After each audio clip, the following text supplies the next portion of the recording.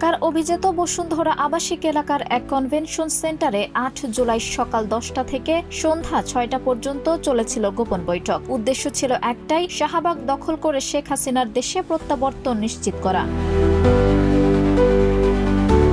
সরকারি তথ্য অনুযায়ী অবসরপ্রাপ্ত সরকারি কর্মকর্তা, ছাত্রলীগ ও আওয়ামী লীগের বিভিন্ন স্তরের নেতাকর্মী মিলিয়ে ৩০০ থেকে ৪০০ জন উপস্থিত ছিলেন সেই সভায়। হল ভাড়া নেওয়া হয়েছিল বিদেশে লোক পাঠানোর আড়ালে। শেখ হাসিনার নির্দেশ পেলেই সারা দেশ থেকে লোক আনার, শাহবাগ দখলের এবং জনমনে আতঙ্ক তৈরির ছক আঁকা হয়েছিল সেখানে।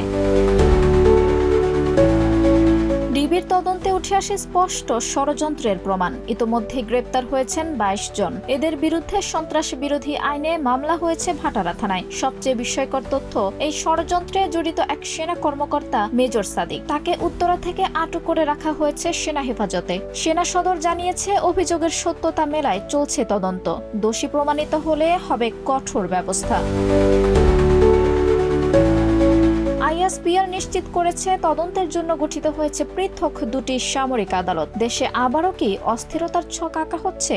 শাহবাগ কি আবারও রণক্ষেত্র হবে? সব প্রশ্নের উত্তর এখন তদন্তের অপেক্ষায়।